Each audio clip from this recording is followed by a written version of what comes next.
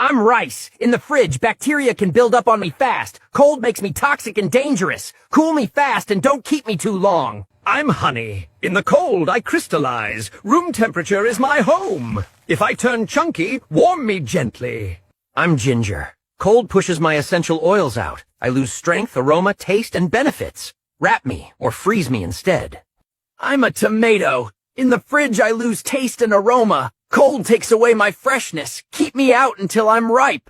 I'm a banana. Cold makes me black and soft. I need fresh air, not icy temperatures. Fridge equals ugly peel. Fast. You left me open, now I'm basically a block of ice. That's not dinner, it's a frozen tragedy. Close the lid tight, or wrap it before you chill me. Fridge?